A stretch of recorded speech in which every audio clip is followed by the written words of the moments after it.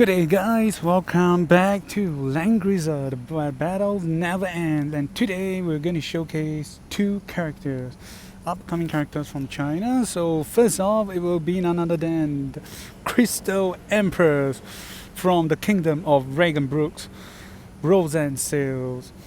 Hey, look at her character designs with some rainbow shiny crystals on her body. Alright, we shall feature her Talon. So, okay, here we go. So, her Talon actually consists of a lots of effect. I'll say at least four. So, okay, first off, when receiving AOE damage, okay, first off, her name of her Talon will be called the Crystal Queen or Crystal Empress. Okay, so first, any AOE damage she receives will be reduced by 10%, followed by 15, 20, and max at 6 stars, 25%. When releasing or casting skills on your ally, remove one negative buff on them, and followed by giving them a layer of 1 layer, followed by 2, and a maximum of 3 layers at rank 6 of crystal shields or crystal barrier. Pardon me for the loosely translated names from Chinese. If you have any source from Reddit and other available websites that will have a better translations, do check it out. Okay, the effects of the crystal barrier allows the characters to be immune to the next upcoming negative buff effects. And not only that, it can be stacked up to 5 layers. And it cannot be removed.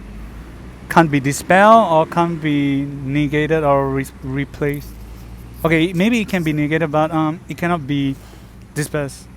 So, or dispelled. So, okay. Fourth or fifth, okay, whenever there is an ally that is near to her from at least 1 square to a maximum of 3 tiles or 3 square at rank 6, at the end of the turn, the ally will receive healing based on a minimum of 1 times to a maximum of 2.5 times Rozenciel's intelligence, and they will receive an extra layer of crystal barrier. So wow, this is very, very overpowered, I would say, for futures characters, that having for characters to have at least 4 to 5 effects at a go, and this is definitely some characters that is worth to invest on. So okay, if you got lots of crystals to summon, yep, I think she's definitely a must. And as for her faction, I'll say it's actually quite nice, because first off, Empire faction. So yep, anyone who is an Empire fan will love to have her. Then next it will be the Extraordinary Domain, or if I said it wrong, for easier understanding, is the faction buff from Gizarov. And last but not least, she's under the Princess Alliance faction. So alright, Luna fans and Chaffinel fans, she will have her ability, and not to mention that she alone is a faction buffer. Alright, let us continue and look at her class and skills. Okay, first off, default class. So the first skill is Icicle or Ice Shot. So you have the usual attack enemy, deal 1.5 times of damage. Effective towards lancers. Okay, second, Magic Break. I suppose on Chinese, if directly translate, will be Demon Break. So it's a passive skill. Before battling, you have a 50% chance to reduce enemy magic defense by 25%, and it will be last for a turn. Okay, moving on to upgraded class. So on the left path, it will be from, let me check. Okay, the first class will be the Crystal Empress path. So okay, from a second to third class. So okay, second class. She's known as the Crystal User or Crystal Mage. So again, it's going to be a passive. It will be defense support. It's a passive, so whenever you end your turn, increase for 2 of your ally that is within 2 square or tiles around you. That when to have damage received reduced by 15%. And they will gain immunity for defense and magic defense reduction. Plus, to prevent also from healing disabled. So yep, it lasts for 1 turn. Quite some old and common skill. Alright, then the third class, the Crystal Empress path. Okay, first off, so again, just my own translations. It's a faction buff. Yep, it's known as Empire Glory or Shining Empire, I guess. All right. So again, it's a faction buffer. When you use it, it causes all Empire ally to have their attack and defense greatly increased. All right. So next, what is special about her buff from others? So first off, first effect, when you attack enemy and get into battle, damage will be damage due to enemy will increase by 12%. And however, if you're being attacked by enemy before battle, remove 1 buff from the enemy. So wow, it's kind of great. I mean, during your turn to fight enemies, you will increase the damage dealt to them. But when it's their turn, you get to remove their buff. So I think it's kind of great. Okay, the last skill, Breath of the Ice Dragon. So it's magic damage. It will deal it's a straight line of up to 3 tiles. Deals 0.36 times damage to enemies. Effective or have extra effect towards lancers. Then no matter which class you are, it will cause enemy to have their movement to be reduced by 1 space or 1 tile, and this lasts for 2 turns. So yep, this is more of a support and semi-attacking, but I think this is definitely a path that you definitely have to go because it's a faction buffer path, unless you do not intend to use her for faction buffing. Alright, her next path.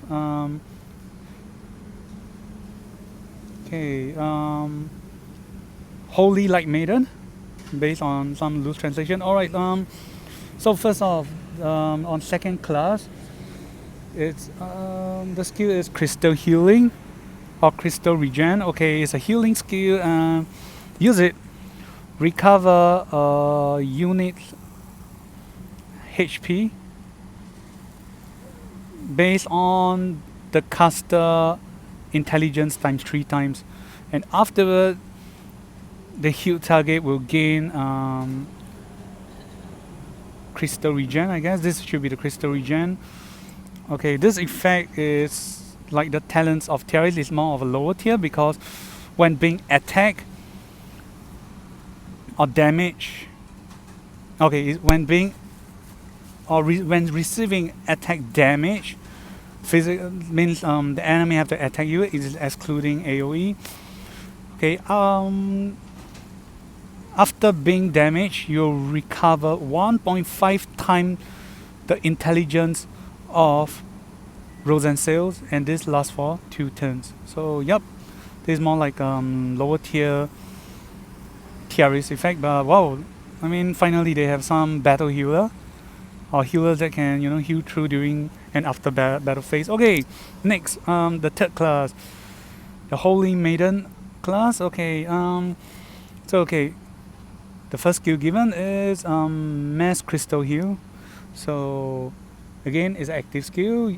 Use it, recover HP of ally within the multiple range, and the healing amount is times 3 of the intelligence.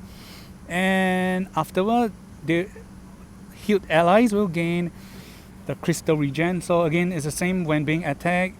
After battle or after the damage stat from enemy, you'll regain back 1.5 times the intelligence of Rozenciel and last for 2 turns. So wow, this is a must. Oh, in fact, both her classes is a must, man, I would say. And last but not least, from your own Empire faction, she learns Miracle. So yep, if I'm correct me if I'm wrong, she's the second character after Tiaris to gain Miracle. So maybe most of you will know the effect, but I'm still gonna read it out. So yep, it's an active skill, use it. Heal multiple allies within range, and based on times 3 intelligence of the caster, and increase their damage dealt to enemy by 15%, and receive damage will be reduced by 15%. So okay, so the good thing is if we backtrack a bit on her Crystal Empress line, apparently as a faction buffer, her skill already increased damage dealt to enemy by 12%. So 12 plus 15% is an increment of 27%. So I would say it's near 30%. It's kind of strong. No, it's definitely very strong and scary to have her as your teammate. So yep, congratulations to Empire players. So yep, and last but not least, we're gonna introduce her 3C skills. And yes, and after upcoming 1.5 year, most new characters after Langrisser 5, they will more or less be given 3C skills when you try to summon them. This to push for the progression of a game. Okay, a 3C skill, Crystal Barrier. So okay, it's apparently a henshin skill, and by henshin is kind of like Yu Yu Hakusho. So like Yu Yu, she can transform into a character. So so let's continue. So alright, first off, transformation, or I like to say henshin. Okay, when henshin, she will recover a big area. It's a big recovering area of effects. People who get healed will get healed based on times 3 times of her intelligence. Plus, they will receive the crystal regen. So again, the lower tier of Thierry's Talon, I will skip that. So okay, moving on. Second, okay, the third effect, I guess. Second, okay, sorry. So after casting these skills, she will enter a state known as maybe crystallized state, or also known as like a crystal seal or crystal marble state. Yes, I quote that from like Marble Phantasm from FGO. So yep, under this state, she will not be able to attack, move, be change of positions, nor she will be allowed to use skills. However, her healing effect will be increased by 20%, damage received will reduce by 20%, plus her talent, range of her talent will increase by a +1 range, or one circle, I guess. Okay, And not only that, she will be able to survive a death blow kill or kill blow from the enemy. So meaning if enemy can kill her or one shot her, she basically will be able to survive for one turn, and it can be only triggered once during when she casts this skill. Yeah, based on translation. Okay, it's actually at the bracket part. Okay, before that, let us continue. Yep, sorry, kind of excited over a new skill. So yeah,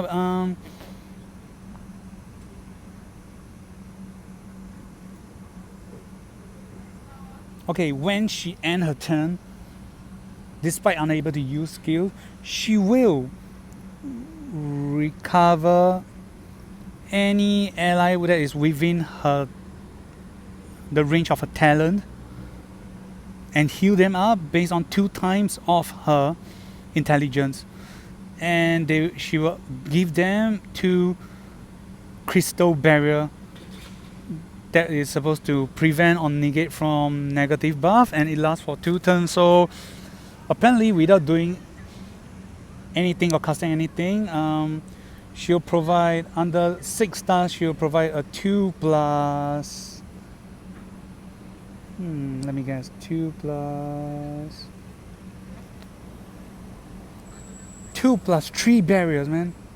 Oh my god, this is 5 barriers. Oh, okay, I'm gonna check again, correct me if I'm wrong. So yep, yeah, apparently the skill stacks. So yep, they'll get 5 max stacks right off the bat, and yep, that is cool. Okay, the brackets wording actually describe that this crystal marble or crystal seal effect cannot be negated or immune. Sorry, cannot be dispelled or immune. And her survival of the death blow effect can only be triggered once under this state. So I'm not sure if, correct me if I'm wrong, if that means after she stopped this activation, and then if she is able to recast again for some reason, so she can survive another death blow.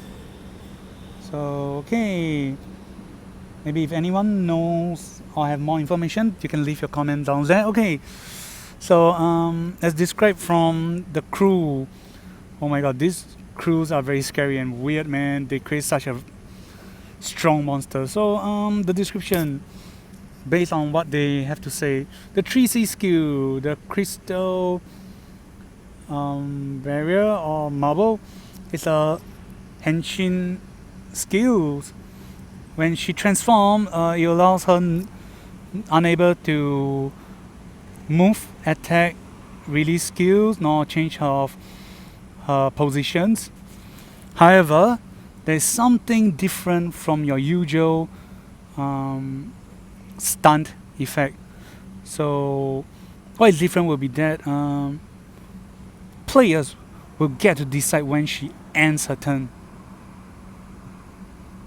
and by doing this, they can choose when to put on standby, and once they press on the standby or end turn, she will release her skill of healing and providing the crystal barrier effect. So that's what makes her different from the usual stance conditions.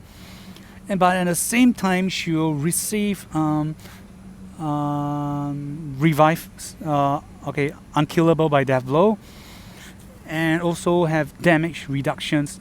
So at this point of time, it is not a very good idea to attempt killing Rozenciel. So okay, they have all this pre-planned, and this is very scary. Okay, with all this excitement, moving on, we're gonna have the next characters. Yes, this will be the Flame Swordsman, which I want to call Mr. Clothtaire. Due to me having some problem of pronouncing his name, I'll be calling him Mr. Claw. Yes, that's what I'm going to call him. Okay, so right off the bat, we're gonna have to introduce his talent. So again, pardon me for just loosely translate the name based on Chinese. So yep,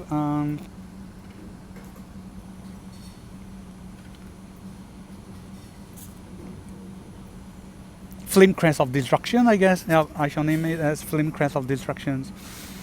So yep, I got to say, all these new characters have too many effects with similar description and names that, well, I have a big problem of trying to catch up. So okay, first off is Talon, ranging from 3 star to max of 6 stars at from 10%, 13, 16 and maximum of 20% of his intelligence to his attack.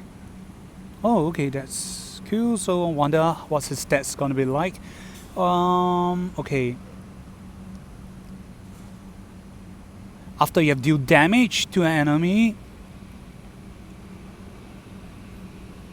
place a crest or flame crest of destruction effect on the enemy. So whenever receiving damage from Mr. Claw, their defense and magic defense will decrease by, again, from 3 to 6 star, 10, 13, 16 and a maximum of 20%, plus an additional of chance of receiving critical will be from the lowest 10% and a maximum of 20%. And they are unable to trigger, unable to withstand killing blow or death blow, wow, and last for 2 rounds. But do take note that unable to withstand kill blow or death blow effect is only applicable on Apex Arena, on Arena, which is PvP. And for his Flame Crest of Destruction effect, it will also trigger when, or it will place the buff on enemy even if it's AoE. So wow, this is, I could say he's an all-rounded hero with almost no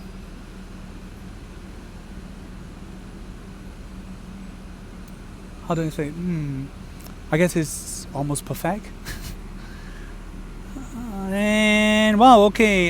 Shout out to my team leaders from Renegados, Longzi, because this guy is from the Empire and also from the tactical faction. So yep, my guild leader love characters from the tactical side. So yep, shout outs to him. Hooray! Okay, next it's default class. The skills that he will gain is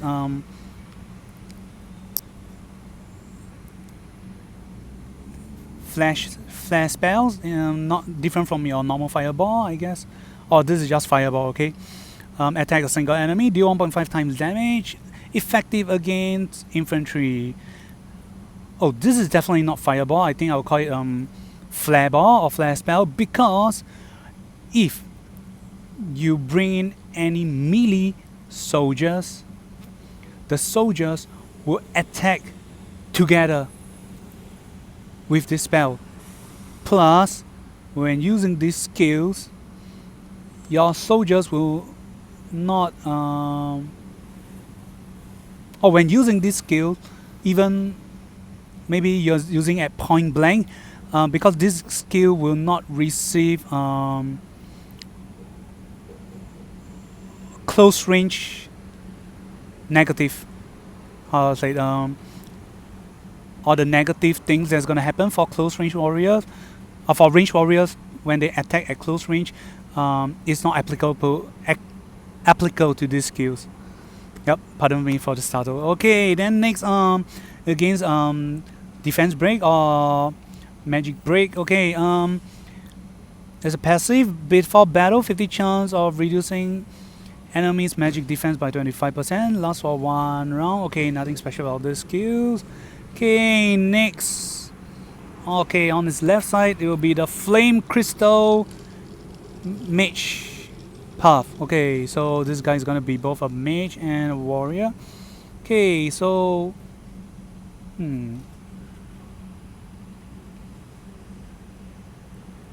okay, on second class, flame crystal spell. Okay, it's a support skill. Yep, add 15% of your attack to your intelligence. Lasts for 4 turns. And wow, this skill is definitely better than with the skill that Gerald and Layla is holding on, because after using this skill you can still get to move another 2 square or tiles, and you can attack again. And not only that, after using these skills, at the end of the turn, or buff that you bring along with yourself will not be reduced.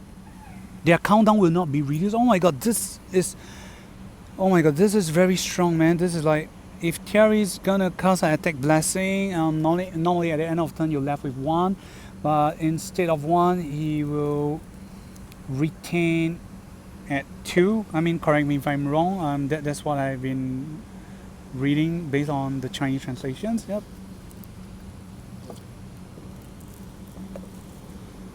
Okay, moving on, the third class. First skill, Burning Space, I think I'll call it Burning Space. Okay, it's a magic skill, dealing magic damage to 3 circles or 3 rings around you to your enemy by dealing 0.33 times of damage to them. Again, this guy have a hatred towards infantry, I guess, because again this skill is effective or has special effects against infantry. Then it will cause, regardless of which class enemies, to gain a burn effect. Yeah, I'm gonna call it burn effect, not to mess up with other fanciful names, so it's easier understanding. You gain a burn effect. So at the end of next turn,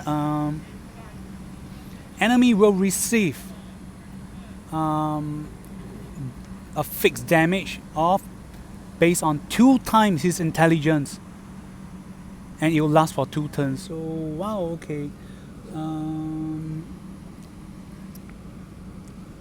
Looks scary to me, and I'll have my reason to say that, because I believe a lot of people will say, what is there to be scared about? Because by the second or third year, many players might have or will get items like meditation rings or braces to fence off fixed damage.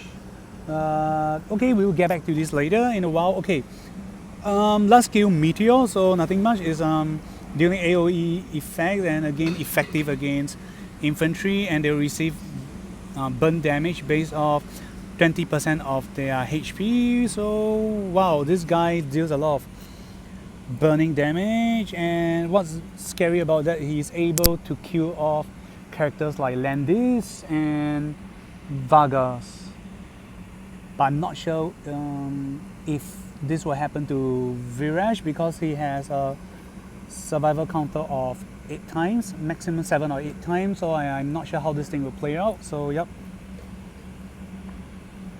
And okay, his right class, the second path, also known as the Dark Knight path. So okay, our Dark Swordsman. Yep. No, it's apparently it sounds more like Dark Knight or Dark Cavalry path, because the Chinese Qi is more of rider, and yep. Okay, but looking at the icon, it's looking more like an infantry. So okay, we can skip that. All right. On the second class, I'm gonna call this skill as Extreme Heat. So again, it's a support. Cause the troops to gain Extreme Heat when attacking and dealing damage. It will do an additional fixed damage, and the fixed damage will be based on Mr. Cloth intelligence plus attack times 1, and it will last for 4 turns. And after casting these skills, you can move an additional of 2 squares or tiles, and you can attack again. Oh wow, and not to mention that again it has the same effect as the previous second class skill. When using these skills at the end of turn, any buff that you bring to yourself will not be reduced. The buff count will not be reduced. So wow, this is very, oh my god, I gotta say it's very GAY, man. Alright, moving on to the third class. Killing Flame Slash, yeah, and Satsuzan. I'm gonna use it in Japanese because it's gonna sound much cooler. Okay, so it's a physical damage skill. Attack enemy in one straight line, but they didn't write how big of a range, so I assume it's gonna be more than 3. Okay, in all enemy in one straight line, dealing 0.3 times the damage. Again, effective against infantry, and will cause them to gain what's this skill called again? Sorry, pardon me. I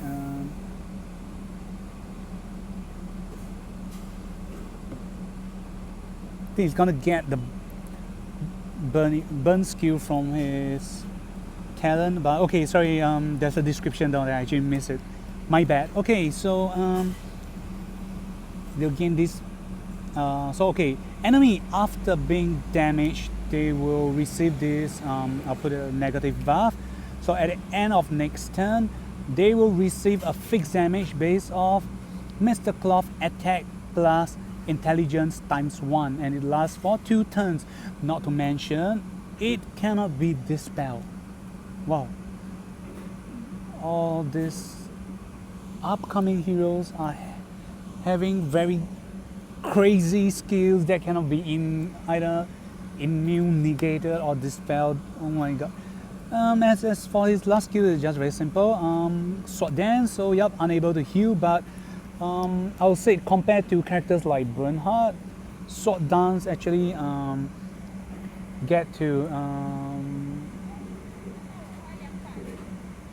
be put to a very good use based on these characters, because not only enemy will be unable to heal, but they're gonna receive fixed damage from Mr. Cloth, and they are unable to be dispelled off or negated on some occasions. So yep. Okay, next we're gonna talk about his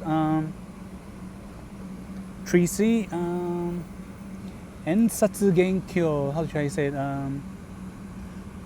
Flaming slash marble. I just gotta rip this off from Fate. So okay, his 3C skill actually contain 3 skills, I gotta say. So first off is a passive. If you manage, or you're dealing, you manage to attack, and you manage to damage to at least 2 and above enemies. After battle, you'll gain this effect, command. So the effect is basically enemy that is 3 tiles or squares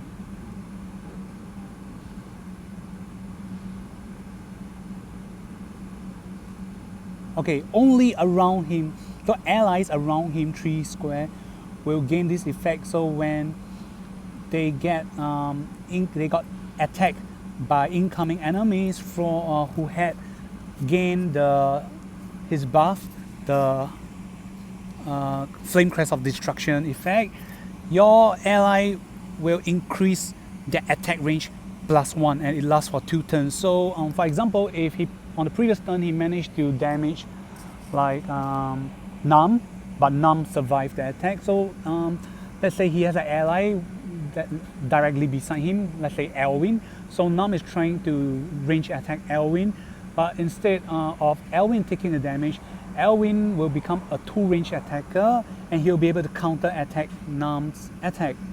So wow, I think this is very cool indeed, huh? Then next off, the second and third effect is a 2 skill where you got to choose 1 each time. So yep, active skill, select either of the following skill. So I'm gonna dub it as flame killer destruction mode. Okay, is a physical damage. Attack a single enemy, deal 1.8 times damage, and before damage, remove 5 buff from your enemy. So wow, this is like a sword soul. But and if your enemy happens to have his negative buff that in place to him previously, for this battle he is able to negate any guard effect, and you'll reduce this skill to 4 turns.